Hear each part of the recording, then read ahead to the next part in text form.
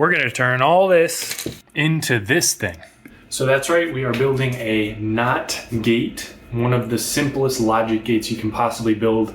For practical reasons, most people would use an integrated circuit for this, where you can just look at the diagram for the circuit, see which gates are programmed into it, and plug in your pins accordingly. But in this video, we are just using a transistor and a couple resistors, and we're going to do it straight from scratch to figure out how it works. So a while ago I was bored and I bought all these random transistors on Amazon. Never did anything with them until now. Finally I'm doing something with them. And I actually have a 2N2222 NPN transistor right here that I used for this video. But these are all apparently pretty standard, so I'm just going to throw this back in with the boys and we'll keep going. So as we've already mentioned, we are building NOT gates or inverters from scratch in this video. What's on the menu today? We're going to start out with a demo. Let's see it working. Let's see it in action. We'll do some background information. I certainly learned a lot while researching this video. A logical diagram in Logisim, circuit diagrams in Circuit.js, implementing the circuit with real life things, the physical world, some mistakes that I made, among many, and that's it. So let's check out this built circuit. So here we have our inverter, our NOT gate, and I think this is considered an RTL circuit. We'll talk more about that. If I plug it in though, basically I had to build a little testing harness for the digital logic side. So we have over here a button and we have an LED.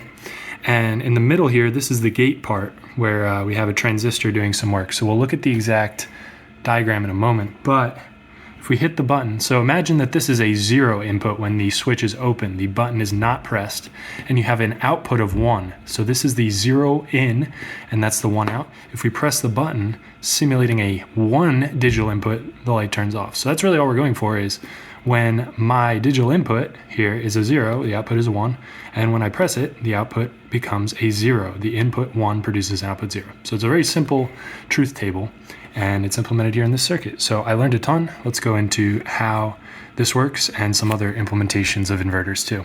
Now let's look at the simulation, without which I probably couldn't have figured out how to build the circuit. Here is the Circuit.js implementation of what we just saw in real life, and you'll see it functions the same way with the switch and the on and the off and the 0 and the 1, exactly the same. So we're gonna really dive deep into this later in the video, but just wanted to show it now so you can see it. Now let's talk through some background info. We're gonna talk about Ohm's law, transistors, logic families, and software that we can use to aid us. Also, I'll throw in some resources that I found along the way. As I've probably mentioned, I'm a software guy, so this is probably all super basic for anyone with an EE background or anything like that, but I don't have that background. So to me, I had to go back to basics and look at Ohm's law. And big shout out here, got to give credit where credit's due. I'm sure that they need the shout out if they have over 3 million subscribers from me. Slightly larger channel, but anyway, they had this cool diagram with V equals IR in a triangle. And essentially, if you cover up one piece of the triangle, if you want to know the formula for voltage, you cross it out, and then what remains is that formula. So it gives you V equals IR, and it works for all the other ones too. So if you back it up and you cross out R, then it gives you V divided by I, so R equals V over I. But honestly, if I can just remember V equals IR, then you can solve for it using algebra. You know, divide both sides by I, and you get R equals V over I. You know, whatever. Anyway, this relationship is interesting. I did a little bit of refreshing on it, and let's see what else.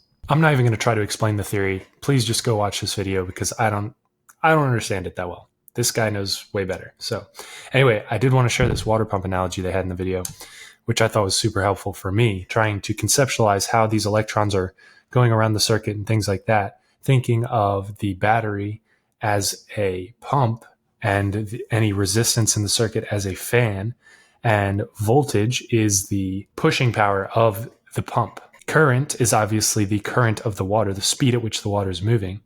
And then resistance is also quite self-explanatory. It's how much the current is resisted by something in its way. So there's resistance for the light, as a fan is resistant to water flowing through it. And I don't know why they didn't depict the resistor as also having some kind of resistance. But anyway, I thought this was helpful, so I threw it in here. Super basic, and I should know better, but whatever. Okay, transistors. I'm going to give my short explanation, not very technical, but basically you have this guy. He has 3 pins. One pin, the one on the left, is the emitter right here. The base is in the middle, and the collector is on the other side. And you have to check the diagram to make sure that that's actually the pinout, but you can identify it by the flat front end. So there's an NPN. There's 2 types, NPN and PNP. So either way, you have current that flows from the collector to the emitter, and these basically act like a straight wire if the base is activated with a positive voltage. And that's it. So you power this little pin when you want it to flow straight through and act like a straight wire. And if you turn off the power on this thing, then it actually acts like an open circuit. So this is like, they're not connected at all. So act like they're not connected. It's an easy way to switch, right? It lets you build all that logic in. Now, NPN versus PNP, NPN says, hey, when this is a positive 1 coming into the base, then you activate. PNP is the same, but it's expecting a negative 1. So if there's no voltage at all, then, base is going to do nothing. But then NPN and PNP are expecting a positive 1 or a negative 1, respectively. So it's kind of a summary of what we just talked about. Basically, you have emitter, base, and collector pins. NPN turns on, in air quotes, when the base is positive, so that base pin. PNP turns on when it's negative. So if you have a +1 or a -1 in terms of current. But if it's at a 0 or some kind of undefined current, which is where you need the pull up and pull down resistors, that's when they don't do anything. So they're an open circuit. And then we have a couple different types. So these are the BJT, the one you saw on the last slide. Those have types of NPN and PNP. A different type that I don't know much about is the FET, field effect transistors. So you have MOSFETs and JFETs. And all I know is that the CMOS transistors that are so commonly used because they're so efficient in modern day digital circuits, the MOSFETs they're used in CMOS, they're much faster. So this is like the new cool thing. These are old and inefficient, but good for learning. That's my understanding anyway. Another fun find on this journey was that there are all these different families of digital logic or logic families. So I thought this was really cool. There are actually this many ways and more, plus, probably many more. But there are these main ways of well-documented, well-known ways to build logic gates using different materials. So we're building a resistor transistor logic circuit. So we're using resistors and transistors, obviously. There's a way to build gates, inverters, and or all that stuff using diodes. And these kind of replace each other throughout history from my understanding. So there's also a way to use just transistors, which has advantages. It draws less power than having these hot resistors sitting there radiating. And then you get into NMOS, which is an older version of CMOS. And CMOS is the thing that you can have millions of packed onto a chip. So take this with a grain of salt. I know you should always verify the outputs of large language models. So, ChatGPT, but hey, getting a big broad strokes understanding of a topic, it's really helpful to talk to ChatGPT sometimes. I'm not going to lie. And it helped me out by making this nice little summary table of these things that we just talked about. So you can pause the video, look through it yourself. But essentially, some of these earlier, very simple things that are very easy for me to understand as someone who's not an electronics guy, they're not very efficient and they're slow. So they were some of the first ways that people figured it out, obviously, because they're simple, but they're not good. So there's better ways of doing it. You can do this and, it's a little better. You could do TTL, which is faster. And then NMOS, things just keep getting better, except NMOS takes up a lot of power. But CMOS, look at that. Very low power consumption, very high speed. You can tell why they really like that type of transistor now and why they're using it in most modern digital circuits. As someone who doesn't know electronics, I also had no clue where to start with software to aid me in this process. So I found Logisim and I thought it was awesome. Logisim Evolution, very easy to install on Nix OS, by the way. And you can make logical circuits using gates. So you can build things like CPUs, you can model them using all logic gates. And I'll show that in 1 second, but it's digital only, so you have no voltage or amps. So for the purposes of this video, I'm trying to build my own logic gates, so this doesn't help me too much. Circuit.js, you can actually simulate circuits with components, and it shows the voltage flow and the current flow going through it. And you can see it visually, which is very nice for someone like me who doesn't fully understand it or have that intuition yet. Analog focused. Anyway, KiCad, I also tried this before I figured out about Circuit.js. This is for like PCB stuff. It's way, way beyond the level that I'm at. So it's it seems complicated to use. So definitely more of a learning curve. So if you're a newbie like me, Logisim's fun and Circuit.js is really good if you're building actual circuits. A couple of resources that I found. Obviously, Circuit.js is really good. I have this article that I'll put a link in the description about building a NOT gate for dummies. And Art of Electronics was recommended in multiple YouTube videos that I watched, and people that I talked to about this topic also recommended it. It's a practical electronics guide written in plain English, so you can get a PDF or you could buy the book and have it in print. but I'm pretty sure, you might be able to find a little PDF of this thing on Google somewhere if you do a little searching around. I don't condone it, you might want to buy the book. Let's just say that. Anyway, great book.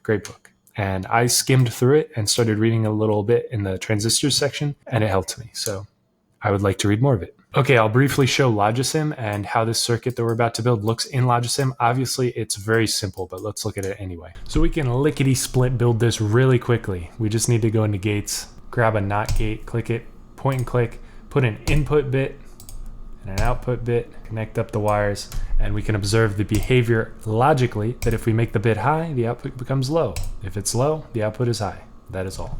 Something else cool you can do with Logisim is you can put in transistors, but you're limited to pull resistors as far as the analog side and simulation.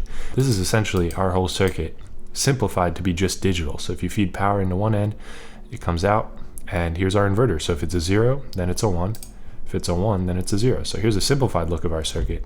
But anyway, we'll get into how you actually, there's an assumption that you know how to simulate these bits, or not simulate, but actually implement digital input and output bits, which in our case, we use a switch and an LED. Next up is the real lifesaver here, Circuit.js. When I got done burning circuits and wanted to actually get this working, this was what saved me. So I made my first attempt based on articles that I read of an RTL circuit. It worked in Circuit.js, it worked in real life. Second attempt, I tried to build it using just transistors, which I found out was TTL. I never built this in person because I ran out of time, in real life I mean, but maybe someday.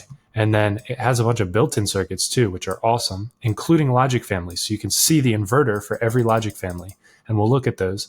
And actually the RTL looks a lot like the one that I built, and the TTL one looks a lot like the one that I designed in my second attempt. So I'm going to go through that later. Anyway, you can modify the built-in RTL circuit to do exactly what we're doing in the circuit that I built with real materials. So here's the first circuit that I built. You saw the demo in real life. Now let's look at what it looks like in Circuit.js when you simulate it. So if we pop open Circuit.js and go to import from text, I'm going to go ahead and paste in my circuit. And here is my first RTL circuit that I built. And I based it off of that some diagram, I think the one from the dummies article. But anyway, you can see that I have a switch right here and you can turn it on and off, and I have an LED here. So this is our output bit, this is our input bit. And when the switch is closed and the circuit is a 1 over here, the output's a 0. When you open the switch and the input is a 0, it becomes a 1. So very simple, and you have your battery here with your positive and negative terminals. So the positive goes to a resistor, which then splits between the collector and the digital output here, which goes back to ground, and then the emitter goes back to ground as well. And then the base, you have the switch, which then goes to a resistor. The resistor protects the transistor, and I believe there's some kind of pull up, pull down resistor thing going on here. That concept really throws me for a loop. Anyway, then I tried to implement TTL in the simulation, and it worked out well. So I'll show you how that looks for me now. Now the second one I imported, and you can see them side by side if you want, so you can compare them. And I have this TTL, or what I would consider TTL circuit going on, where if I open the switch, it's open, if the input is a 0, it's a 1. If the input's a 1, it's a 0. And it's a very dim LED, so I think I actually messed something up because there is some current flow going on in both cases, and maybe too quickly. Maybe I'm going to burn this LED out in this way. But we'll look at the built-in version of the circuit soon. Here is my interpretation, and I had to put a resistor here. I don't know exactly why I had to put resistors here, I guess to protect the transistors, but is this a pull-up or pull-down resistor? Honestly, I don't know. All I know is if you put the two transistors basically kind of in series almost, where the collector of one goes to the emitter of the other, and they have to be different types. The top one here is a PNP, and the bottom one is an NPN. Then, if you have a little line in the middle, that is your digital output. So that probably didn't make much sense, but anyway, these were my two personal attempts at building RTL and TTL respectively. Now let's have a fun time looking at the built-in circuits in Circuit.js. What we really need for this video, you go down to logic families, RTL, you have RTL inverter, DTL inverter, TTL inverter, all of these inverters you can check out. So we'll look at RTL. Wow, this looks a lot like ours. We'll get back to that in 1 second. If you go to DTL, diode, transistor logic, so now we have 2 diodes and a transistor and some resistors. Interesting. How does that work? I have no idea. TTL, this looks familiar. We have 2 transistors. However, one is feeding into the base of the other. That is confusing to me. I don't know what's going on, but if you flip it, there is current flow either way. So maybe it's just an inefficient design either way. Maybe I didn't mess up. We also have NMOS. You can check this guy out. Wow, that looks too easy, huh? It's like it's cheating. CMOS, this is supposed to be the big way to do things. CMOS logic is super quick and low power consumption, all that good stuff. ECL, they don't have anything there.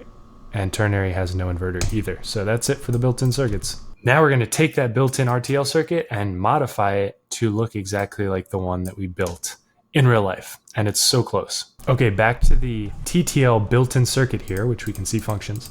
How can we make this exactly like our circuit that we built? Well, first of all, what happens if we change this to 1 kilo ohms like the other circuit? Does anything change? Not. So if this is 1k ohms, not really a difference. If this is 5 volts DC, just like our other circuit, what difference does it make? Nothing. It still functions. Okay, so we change the values to match our other circuit. We also need to add an LED as an output here. Instead of this digital low that they have, we'll delete that. We'll plug this in with a wire. And similarly, we will delete the high and we'll turn this into a switch, just like our other circuit. But nothing's happening. So what do we have to do? First of all, we need some power for our switch. So we're getting closer, and actually you see the line changing, but the LED does not light up. Why? Because it's not grounded and it doesn't have a resistor. So if we connect this guy over to ground, I think we might have more luck. Yep, there you go. You can see it lights up. We probably want a resistor in here somewhere, but anyway, this kind of was a confusing thing for me, so I wanted to show it, where you have circuits showing like digital bit input, digital bit output, but I couldn't really connect that in my head to how that actually manifests in the real world, where basically if you're doing this on a breadboard, you have to simulate that digital in and output with a switch or a button and some kind of LED to visually show that output bit if you don't have something like an Arduino to read the digital in and output for you. So, and my problem was I would end up with something like this where the line is high, sure. Yes, the digital line out is high if you read it with a multimeter, but I can't see the LED, so to me it's a 0. There were a lot of assumptions made in the guides that I saw online. Nobody actually showed translating the circuit diagram to a breadboard. So if that's helpful, I can show that real quick now. All right, I'm not gonna lie, I already took the circuit apart and put it away. So I only have this picture, but I actually think it would be helpful to compare the diagram to the actual implementation. Seems like everyone skips this step. So let's actually go through exactly what's going on here. So we're going from the 5-volt port on the Arduino over to this power rail. That represents this piece right here. And then what's next? I'll change colors to yellow and we'll go to the button, to the switch. So that's going to be right here on the diagram. And what's actually going on in the picture, that goes right over to this button. And then when we go through the button to the resistor to the transistor, I'll do that in green. That's right here. And that actually goes from over here through this resistor into the base of the transistor. Actually, I was a little messy there. So now on the other side, what does this look like? So we can go blue, and back at our little junction, remember this whole upper strip here is powered with positive. We go through a resistor to the collector, I believe, of the transistor. So that would be, here we are plugged into this power rail through a resistor. It's really kind of hard to see. Actually, I don't even know if I can see it in this picture, but I'm pretty sure it connects right here because we do have a couple connections going on there. And then that actually goes over this guy to the collector of the transistor right there. So that's a little hard to see. But what's next? In purple, we can do the diode, which is also connected to the same thing that the transistor collector is, but it just goes right to ground and back.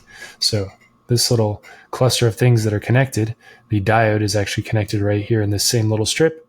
So it goes through the diode and goes back to ground. This goes all the way to the ground pin. You can see right there, G and D. And then the only thing we're missing is this other side of the transistor, which I'll do in white, I suppose. And that's coming out of here and going back to ground as well. And you can see that here. So we go out the emitter and we go back onto the rail here. And this is the negative rail, which of course goes back to ground. So that's how the circuit ties into real life. Mistakes. Boy, did I have plenty of these. Aside from not knowing what I'm doing, I think the biggest lesson that I learned was not simulating first. So Circuit.js, amazing tool. I should have used it from the very start. Only problem was I didn't know what it was. So I started messing with the breadboard beforehand. And that was good to learn, but sim first, definitely very helpful for understanding what's going on. And also I almost burned something up. I don't even know what I did, but I built the circuit wrong and something smelled like it was burning. So I quickly unplugged it. Fun times. So that's all I got for you this week. Here's a quick recap of what we talked about. We went through the many ways you can build a NOT gate or inverter, and there are so many. We modeled and simulated many versions of it. Some of them were templates. And we built our very own RTL inverter circuit on a breadboard. So if you enjoyed this video, subscribe. We're trying to take back tech out here. We're rebuilding things from scratch. We love self-hosting, and there's many more topics. So I'd love you to join our Discord or, subscribe to the channel, comment, whatever. Let's talk. Thanks for watching.